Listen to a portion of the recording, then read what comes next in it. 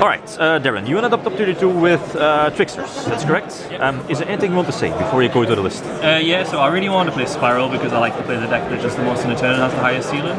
But the Mirror, I just don't feel like the Mirror was in my favour at all. So I wanted to play a deck that comfortably beat the best deck. Right. But it was also adaptable in the format because the good thing about Trickstars is it's kind of like Zoo, but without the Trident. It has a small engine that a one-card plays, and it can play a lot of defensive cards, so it allows you to stun your opponent. Yeah. And then it can apply pressure because since it takes damage, and it can also overk as well. And that's why I really like Trickstar, because like it can just adapt to any matchup. You can have some hard matchups like Pendulum, but that's what your sideboard's for. Yeah. And I just really liked it. I definitely was glad that I chose this deck. Okay. Yeah, let's do the list. So naturally just the engine cards, free Cantina, free Lycoris. Yeah. Monoliva, yeah, only play one of this because you don't want to draw it. So plus the more you play this, the more likely it is they'll just stack it with an agent stuff. One Gofu. You want to make, since this deck isn't very powerful, you need to make it as powerful as possible. So you need to make one card plays. Going first, this isn't the best. You can make Tico, Togger and pass, but going second, this is when this card really shines, so you can break Spiral Bonds. And this was the 39th and 40th card in the deck. That's why I'm playing 2. I'll explain a bit more why it's the 39th and 40th card in the deck, but basically this is just to outstuff. It's a blot in the Mirror, and also it's really hard to beat over 1900 guys or more because these guys are so little. Whereas this guy in the Mirror can apply a lot of pressure because he's really big. Desires makes him bigger as well, and it also just outs anything. And also since you can't beat over it, they're forced to out it, and that's why this card's really good. And the hand traps, one Maxi naturally. I just wanted the extra variants. I was a bit put off because I didn't want to play any hand traps that can get ashed, but that's stupid. Of course I'm going to play Maxi. Free Ash is the best card against pretty much everything.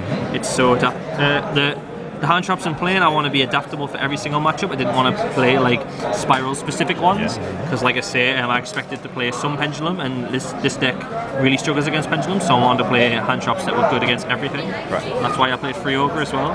Ogre isn't like as busted as this or anything, but you had to play it because it's good against Spiral anyway, because it can, like, if you think the brick, you can hit a resort, and you can also hit the Helix as well, and like it hinders them a bit. But the more hand traps you play, the better, to be honest. Like, and I also played, so a total of 10. So I also played free draw.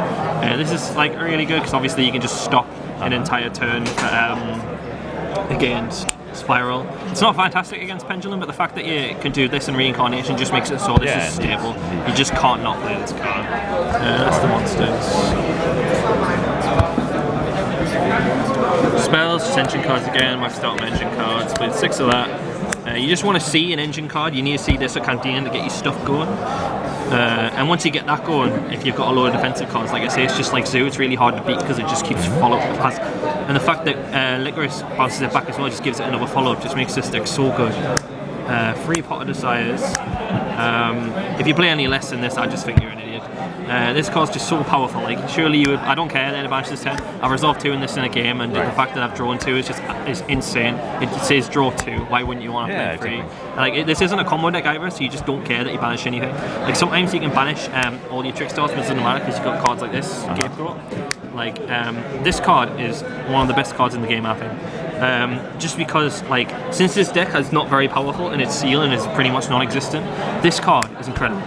It can act as a defensive card, so you don't get OTK, but primarily use it to go for pushes in the end phase. When you flip this, it's not a lot your opponent can do. You just summon 4 guys, and it outs anything because it can make Nigirisu. It can also push for damage because this is in a Trickstars game, because you just make Mrs. Radiant and 2 Link Spiders, and if you draw on Cantina, you just kill them.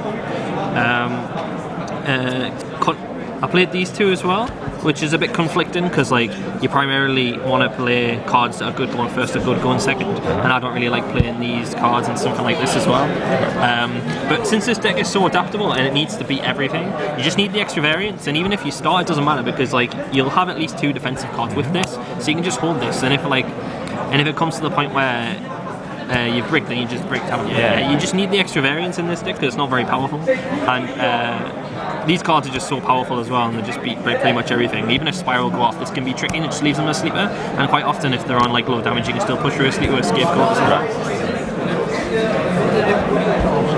And the traps. I only played 6. 3 of this. This card's a bit ridiculous as well. If you use it at the right time, it can really absolutely cripple your opponent. And the fact that it's also an engine card as well, because it gets your players going, just allows you to push as well as stunning your opponent as well. And I decided to play 3 of this over the 3rd Eater of Millions instead. So my mate was playing 2 of this and 3 Eater of Millions, but I think it was better to play 3 of this. Because I wanted to play this deck for Top Cut. Funnily enough, I lost in Top 32, but never mind.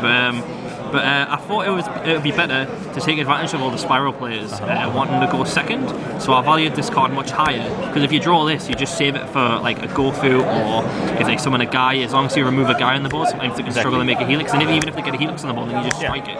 It also smashes hand traps as well, because like if you play around Gamma, you can summon the Licorice in their turn. If they Gamma you, then you just strike them. It's so universal, it's ridiculous. That's why I value it higher than Eater of Millions, because fair enough, Eater of Millions can deal with boards, but I don't want them to get to that in the first place. That's why I value 3 strike higher. Okay. And I didn't play Upstart because this deck plays the damage, but I usually do.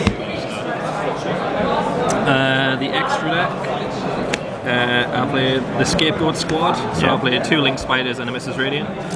This just allows you to push for damage and also make where is he? Ningirsu as well. And I think this is one of the best Link monsters, like probably that they'll ever print. Just the fact that it doesn't target, it just deals with anything. Like if I've resolved Scapegoat, I don't care what their board is, like, because this card is so good. And then a Proxy Dragon, just a ladder to get the Ningirsu as well. Holly Angel, you just make it to also deal that extra little bit of damage, get over the 1900 beats this, because tough can be really stressful. And you've got to be able to beat over it. Decode Talker for the first turn Gofu plays, the second turn Gofu plays. Firewall for the combo to kill them. Then Boral Dragon for when they summon that Boral Dragon and you're in a pickle. And also just like, again, it's just a card that deals with problem boards as well. Played this for the Gofu. It was really, I sided in, my side pattern worked out that I had 1 extra card to side in against Pendulum, so I just sided in Cherries, because when you Cherries the Omega, there's not a lot they can do, and game 2 and 3, they can end on a Baguska, but then if you've drawn evenly matched, if you evenly match them, they're left with a Baguska and they can't really push, so you just win the grind.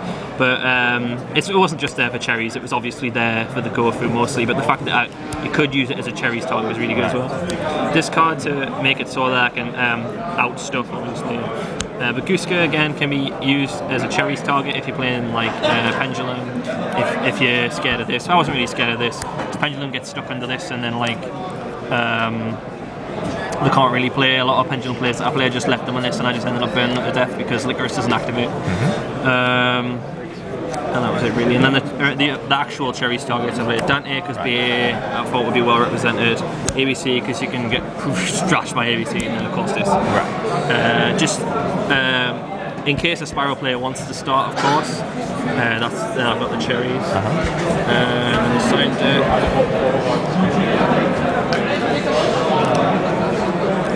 So like I say, I expected Spiral to always want to go second, but if they win, I assume they want to go first, so I side in Cherries. And even if they make me start, it doesn't matter because I'm only putting 1 guy on the field without drawing Cherries. And a lot of the time you only do that anyway. So if you end with a Cantina or a Licorice and they go to do their thing, you can Cherries them.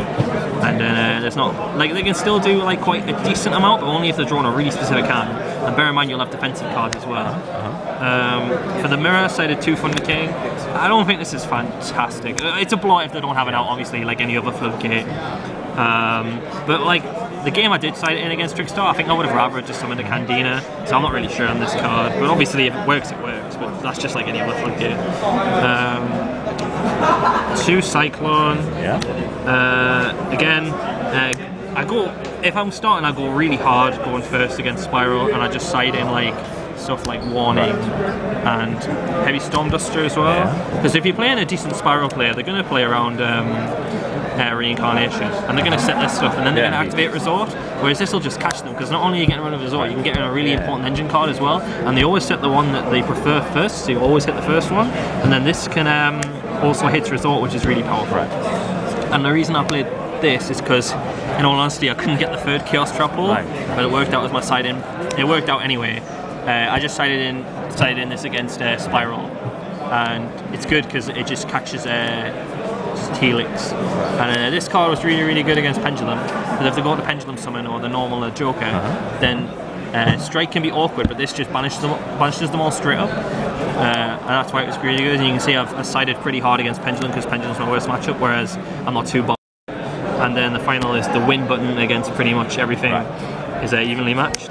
Even if, like, Pendulum, I just don't feel like they can feasibly play around this, because even if they end on two, like, they do the play where they play around it with Omega and stuff and end on Baguska and a scale and the trap, you still activate this, because then they've got no scales and they just can't push, and then you eventually just win the grind.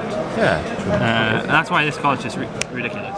And that was my side there. Okay, Darren, any last words? Anything you want to say? Yeah, I'd like to shout out Luke Parks first of all. He's the guy that gave me the deck. He's probably one of the best deck builders in the world. And this deck was just really insane. And I thank him enough for that. Also thank him for the deck he gave us in London as well. Also I'd like to thank Nathan as well for lending us Trickstar. I really appreciate that. And also I'd like to thank the people that I came with as well, that I tested with the night before when I didn't know what on earth I was going to play. I'd like to thank Jason, Woods, Barry and Jordan as well. I'm really happy on the performance. That's it? Yeah. Okay, yeah, then thanks for the list. Oh, and shout out to NCG as well. Right, of course, most important. Okay, thank you.